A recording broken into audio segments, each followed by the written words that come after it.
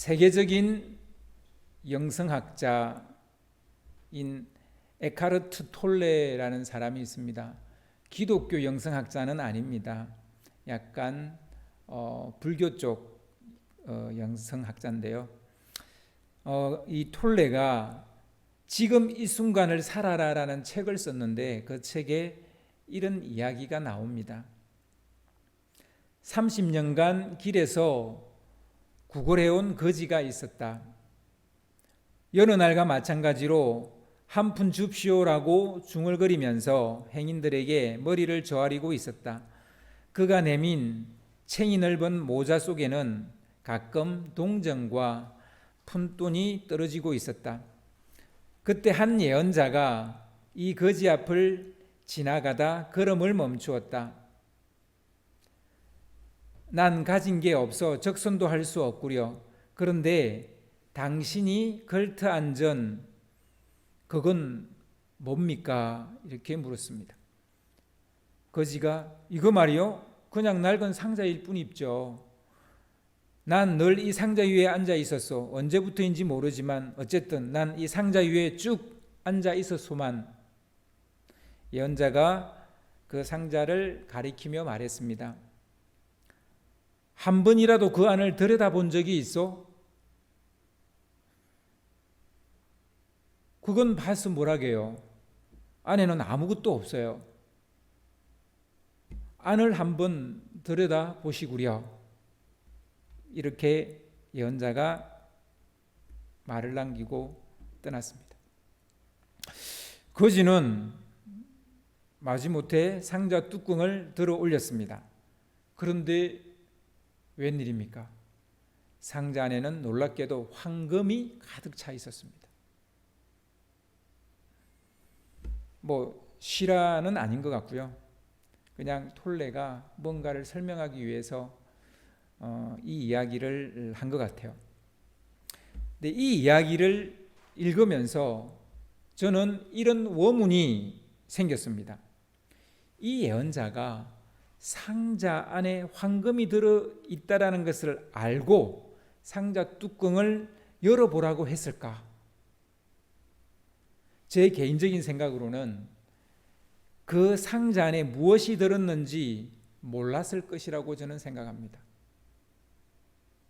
그 상자 안에 무엇이 들었는지 알아맞혀서 그가 예언자가 아니라 그 거지로 하여금 자기 자신을 들여다볼 수 있게 하였기 때문에 그가 예언자라는 것이죠. 자기 안에 너무나 귀하고 아름다운 것이 있는데 그걸 모르고 평생 깔고 앉아있는 사람에게 마음의 눈을 열게 하는 사람이 예언자가 아닌가 싶습니다. 어떤 심리학과 교수가 그런 얘기를 하더라고요. 많은 사람들이 심리학자들에게 오해를 많이 하는데 마치 심리학자는 자기의 마음을 꿰뚫어 보고 있을 거다라고, 그리고 자기의 과거를 다 알아맞힐 것 같다고 그런 말을 하는 사람들이 종종 있대요. 근데 그 교수 얘기가 전혀 그렇지 않습니다라고 그러더라고요.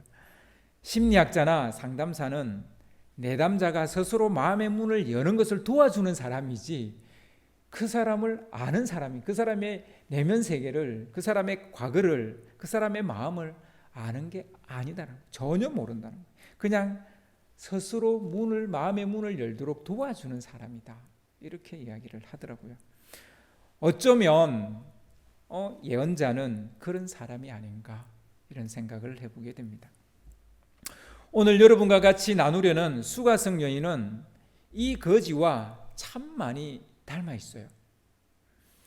또한 예수님은 이 예언자와 무척 닮아 있습니다. 혹은 심리학자나 이 상담사와 참 많이 닮아 있습니다. 여인은 아직도 딱 한 번도 열어본 적이 없는 자기의 마음의 문을 열게 됩니다. 이 참 어려운 일이거든요. 저도 상담을 공부해봤지만 누군가의 마음을 여는 것, 또 스스로 그 마음을 열게 하는 것, 정말 어려운 일이에요. 그런데 예수님이 그 어려운 일을 해내십니다. 어쩌면 이 여인이 예수님을 두고 예언자로서이다, 선지자로서이다 라고 말하는 게 당연해 보입니다.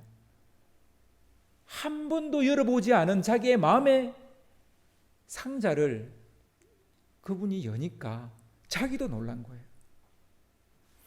예수님은 이 여인의 미지의 마음, 전혀 알지 못하는 그 미지의 마음, 그러나 보석 상자 같은 그 마음을 스스로 열 수 있도록, 스스로 볼 수 있도록 했으니 예언자라는 말이 나올 만하죠. 누구나 그렇듯 사람은 아는 것과 모르는 것이 공존합니다. 완전히 무지한 사람이 없고 완전히 해박한 사람이 없습니다. 어느 부분은 알고 어느 부분은 모르는 것, 그게 사람이죠. 수가성 여인도 아는 것과 모르는 것이 공존하는 한 사람 중에 하나입니다. 그녀는 육체의 목마름을 어떻게 해결해야 될지 알고 있었어요. 아무리 사람이 싫어도 그래도 사람이 가장 없을 만한 시간에 우물에 가서 물을 끼러 왔습니다. 그러니까 자기의 육체의 목마름을 어떤 식으로든지 해결하고 있었다는 얘기죠. 그녀는 생존을 위해 어떻게 관계를 맺고 살아야 되는지도 알고 있었어요. 사람들의 입방아에 오르고 있었지만 그러나 먹고 살기 위해서는 어떤 남자가 자기를 버려도 또 다른 남자에게 가서 그 남자를 기대고 사는, 이렇게 어떻게 생존해야 되는지를 알고 있었던 여인이죠. 마치 거지가 구걸해야 살아갈 수 있었던 것처럼 이 여인도 이렇게 해야만 살아갈 수 있다는 것을 알고 있었다는 얘기입니다. 그러나 그녀가 또 물은 일시적이고 일회적인 목마름만 해결해 주었습니다. 그녀가 의지했던 남자 또한 일시적이고 일회적인 욕구만 해결해 줄 뿐이었습니다. 그녀는 영혼의 목마름과 영원한 목마름을 해결해 주는 생수를 알지 못했습니다. 그녀는 자신의 영혼을 온전히 만족시켜 주는 영원한 신랑을 알지 못했습니다. 여러분, 수가성 여인의 이야기가 아니에요. 여러분, 영원히 목마르지 않는 물을 가지고 계십니까? 항상 만족시켜주는 그런 아내와 그런 남편이 있으십니까? 없으실 거야 아마. 예수님은 바로 이런 우리에게 영원히 목마르지 않는 물과 그리고 영원한 우리의 신랑 되시는 그 신랑을 알려주고 계시는 것이죠. 수가성 여인뿐만 아니라 이것을 모르는 이 땅의 수많은 사람들에게 예수님은 이것을 알려주기를 원하셨습니다. 너무나 좋은 소식이기 때문에 우리는 이것을 복음이라고 부릅니다. 그리스도인은 육체뿐만 아니라 영혼의 목마름을 해결할 수 있는 생수를 아는 사람이죠. 그리스도인은 영원한 동반자이신 신랑 되신 예수님을 아는 사람이죠. 그래서 그리스도인들은 비그리스도인들과 이것이 다른 것입니다. 우리 집사님도 기도 중에 참 우리의 이 현실적인 안타까움을 기도하셨는데, 현재 교회가 참 많이 비난을 받고 욕을 먹고 있어요. 뭐 왜 그러는지 우리가 너무나 잘 알고 있죠. 교회가 이렇게 비난을 받고 욕을 먹는데 교회가 존재해야 됩니까? 라고 묻는다면 예, 교회는 존재해야 됩니다. 그럼에도 불구하고 교회가 이 땅 위에 존재해야 하는 이유는 바로 이것 때문입니다. 수가성 여인처럼 하나님의 선물을 알지 못하는 사람에게 이것을 알게 하려고 교회는 존재해야 되는 것입니다. 그런데 그냥 이렇게 막 비난받는 모습으로 존재해서는 알릴 방법도 없고 또 알려도 듣지도 않겠죠. 그래서 우리는 정말 교회다운 교회, 빛과 소금이 되는 교회가 되려고 애를 써야 하겠죠. 이 땅에는 두 종류의 인간이 있습니다. 오직 육체적 욕구를 채우기 위해 살아가는 인간이 그 첫 번째 부류입니다. 다른 한 부류는 육체적 욕구뿐만 아니라 영혼의 욕구까지 채우려는 사람들이죠. 전자를 우리는 비그리스도인이라고 말하고 후자를 그리스도인이라고 말합니다. 우리가 예수를 믿지 않는 사람과 다른 것은 바로 영혼에 채워져야 될 필요를 우리는 채우는 것을 알고 있는 사람들이라는 부분에서 다르죠. 수가성 여인은 머리털부터 발끝까지 바로 이 전자에 속하는 사람이에요. 즉 비그리스도인이라는 말입니다. 그녀의 입에서 야곱의 이름이 거론되었어요. 예언자라는 말도 나왔어요. 메시아를 기다리고 있다는 얘기도 했어요.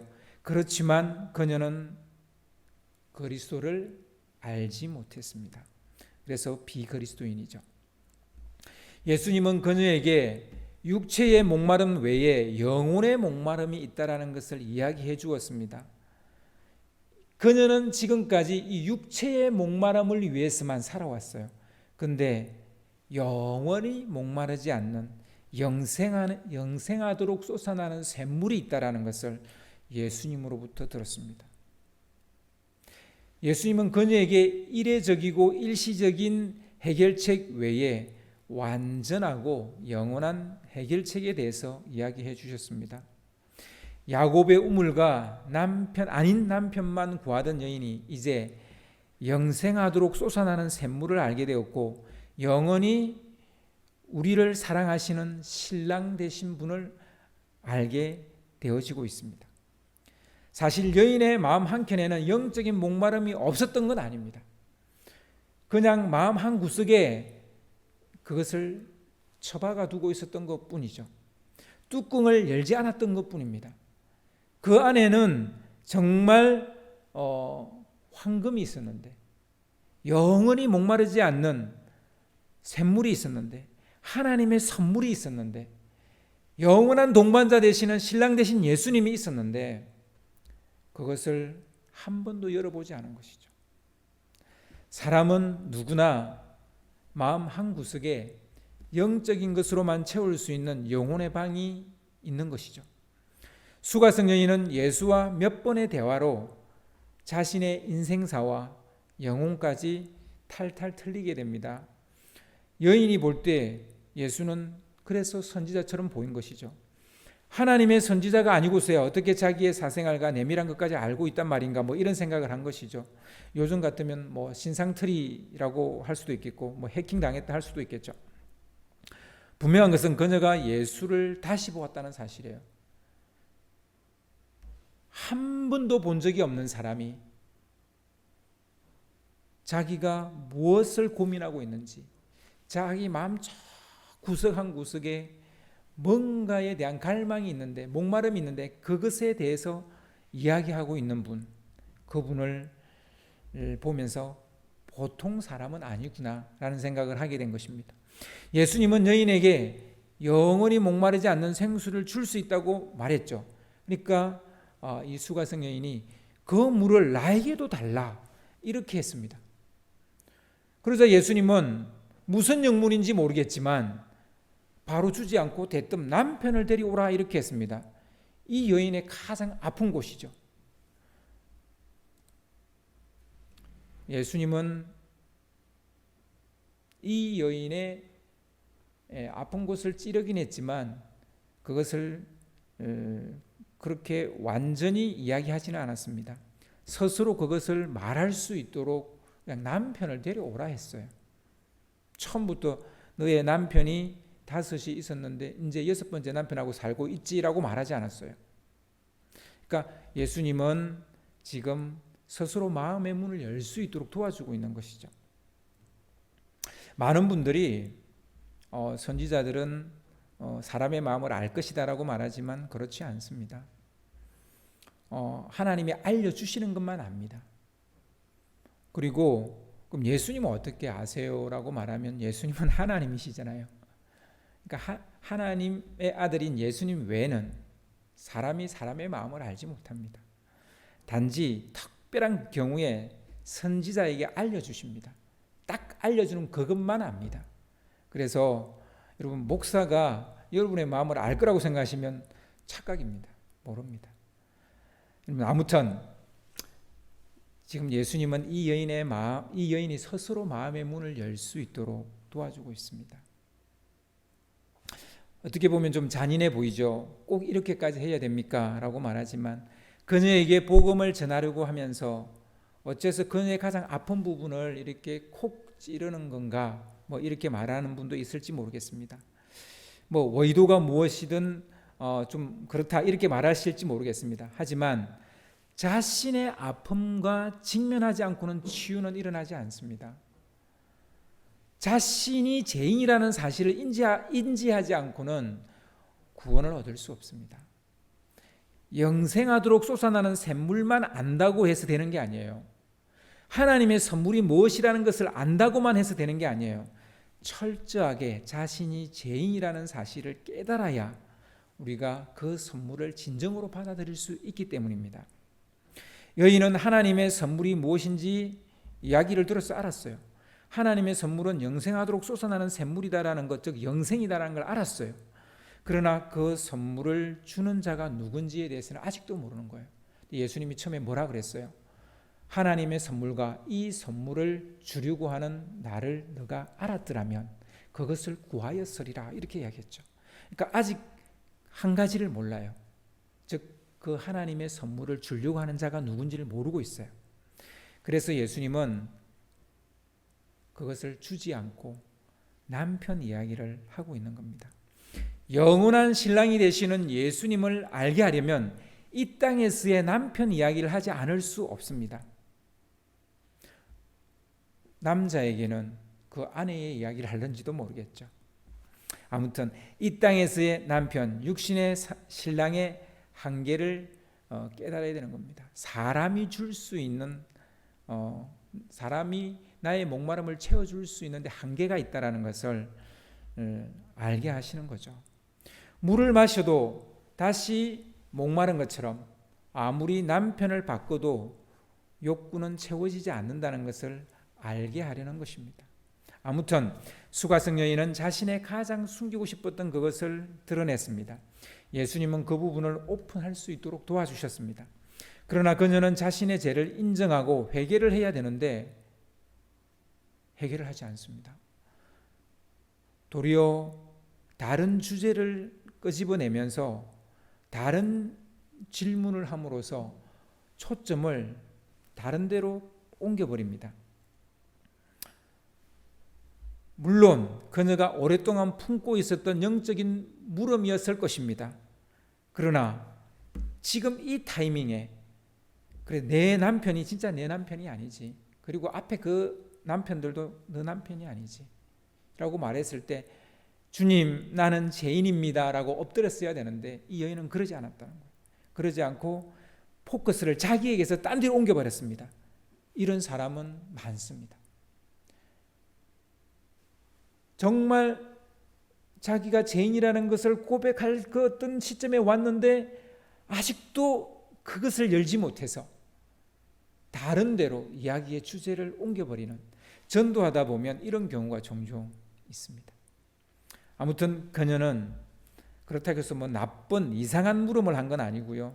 그 물음 자체도 굉장히 의미가 있는 건데 그것은 예배에 관한 것이었습니다.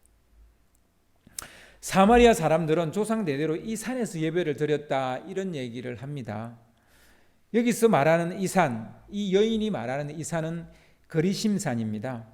모세가 여호수아에게 약속의 땅에 들어가면 거리심산과 에발산에 있는 곳에 가서 하나님의 언약을 상기시키기 위해서 일종의 퍼포먼스를 하라고 이야기를 했습니다.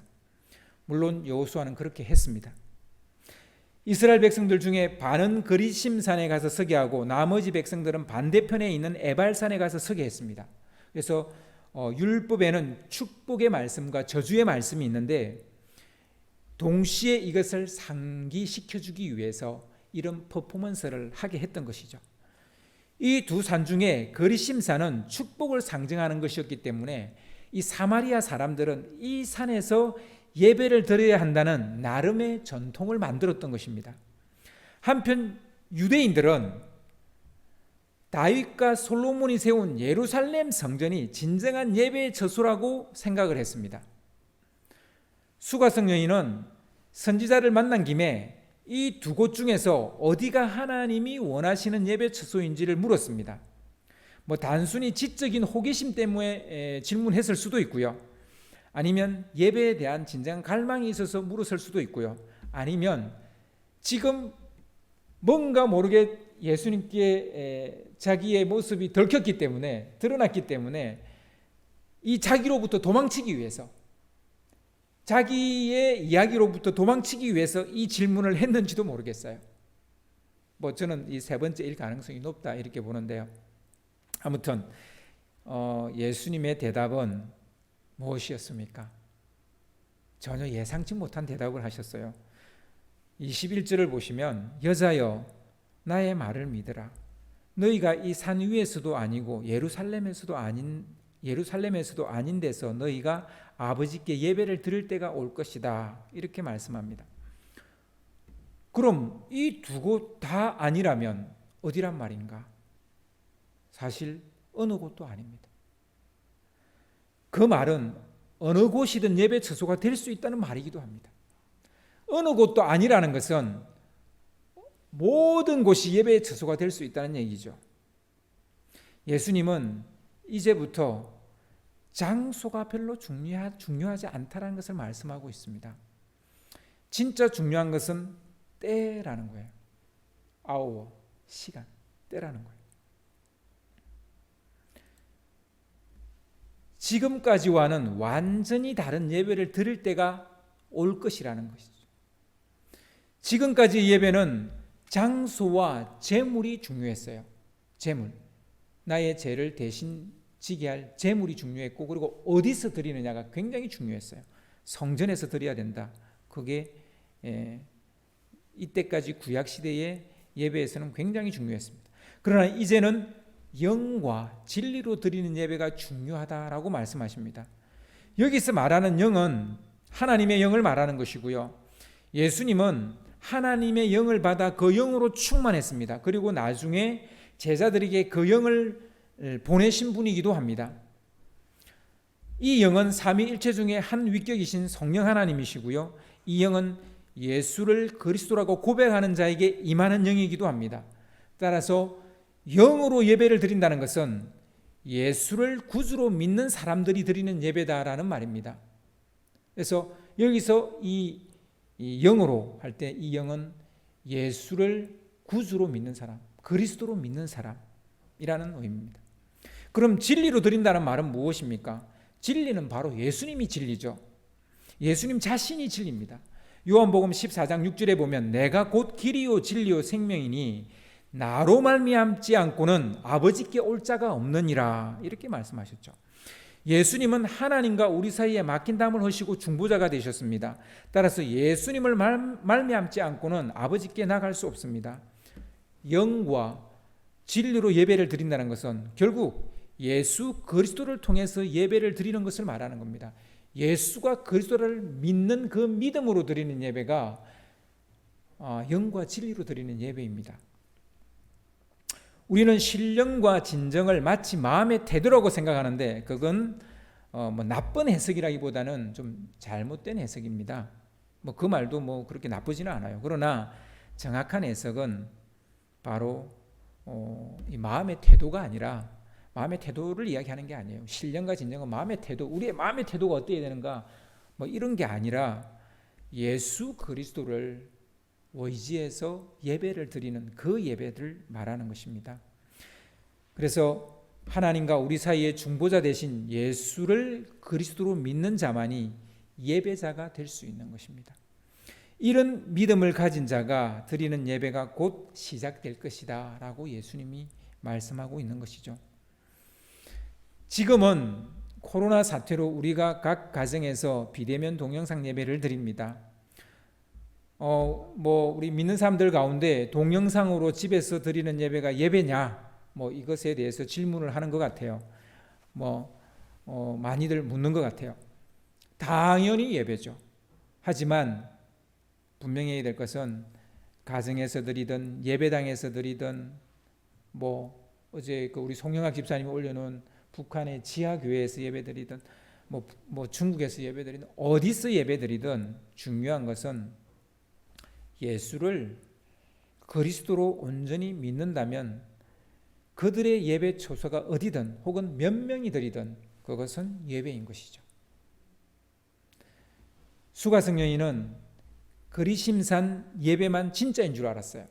이때까지는 유대인들이 하도 예루살렘 성전 예배가 옳다고 우겨서 약간 헷갈리기는 했지만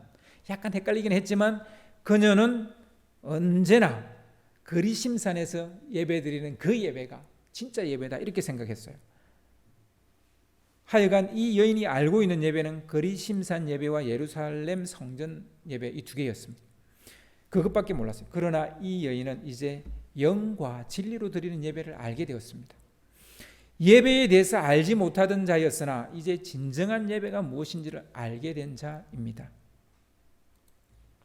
하지만 예배에 대한 예수의 새로운 주장에 여인은 약간 혼란스러움이 있기도 했던 것이죠.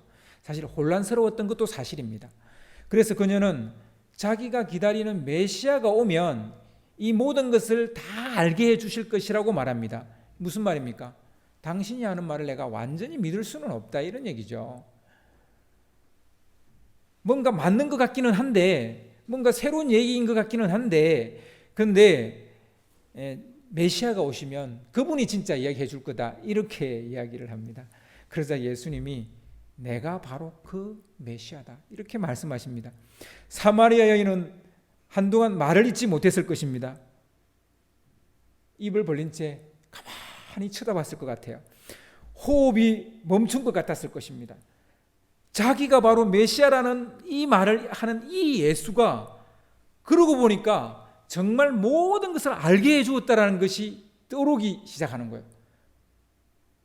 방금까지만 해도 그 메시아가 오면 모든 것을 알게 해주실 것이라고 말했는데 그가 메시아라고 말하는 순간 정말 그가 모든 것을 알게 해주었다는 것을 이 여인이 지금 깨닫게 된 거예요.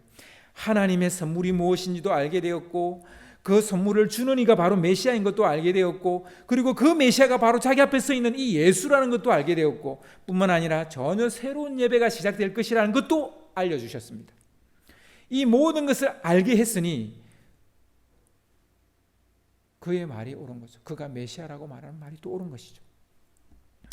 이 땅에서 사람을 나누는 기준은 다양하죠. 천차만별입니다. 인종으로도 나누고 지역별로도 나누고 대륙별로도 나누고 그리고 성별로도 나누고 소유의 유무로도 나누고 그리고 가지고 있는 지식에 따라도 나누고 그리고 나이에 따라도 나누고 혹은 민족이나 종교 등으로 사람을 나눌 수 있습니다. 하지만 하나님은 이런 것으로 사람을 나누지 않는다라고 이야기했죠. 하나님이 사람을 나누는 기준은 딱 한 가지입니다. 예수가 그리스도라는 사실을 알고 믿느냐, 모르고 믿지 않느냐. 하나님은 마지막 심판 때에 이것으로 사람을 나눌 것이다 라고 말씀하십니다. 수가성 여인은 메시아를 기다렸지만 메시아를 알지 못했습니다. 하지만 예수를 만나 대화를 나누면서 예수가 메시아라는 사실을 알게 되었습니다. 즉 그리스도라는 사실을 알게 되었습니다. 여러분, 이제 우리에게 질문을 던질 차례입니다. 나는 아는 자인가 모르는 자인가? 여러분은 이 질문을 하게 될 것인데 사실은 이 질문은 잘못된 질문이죠. 무엇을 아는지 모르는지를 물어야 되겠죠. 여러분은 영생하도록 솟아나는 샘물을 아는 사람입니까? 모르는 사람입니까? 하나님의 선물을 아는 사람입니까? 모르는 사람입니까? 예수가 그리스도라는 사실을 믿는 사람입니까? 믿지 않는 사람입니까? 영원한 신랑 되시는 예수님을 아는 사람입니까? 모르는 사람입니까? 예수님을 믿는 믿음으로 예배를 드리는 자입니까? 아니면 장소나 전통에 얽매여서 그것이 예배라고 착각하고 있는 그런 예배자입니까? 메시아를 만난 사람입니까? 아직 메시아를 만나지 못하고 기다리고만 있는 그런 사람입니까? 우리는 오늘도 아는 것과 모르는 것 사이에서 오락가락하고 있을런지도 모르겠습니다. 이런 사람에게 예수님은 다가오셔서 반드시 알아야 할 것에 대해서 가르치신다는 것입니다. 예수님은 우리에게 삶의 기술을 가르치지도 않습니다. 세상 지식을 가르치지도 않습니다. 그분은 오직 한 가지를 가르치시고 알게 하시는데 그것은 바로 자기가 그리스도라는 것입니다. 자기가 그리스도라는 겁니다. 자기가 하나님의 선물을 주는 사람이라는 겁니다. 자기가 영생하도록 솟아나는 샘물을 줄 수 있는 사람이라는 것입니다. 그것을 알기를 예수님은 원하시죠. 여러분, 그것을 아는 자가 되기를 주님의 이름으로 축원합니다. 아멘.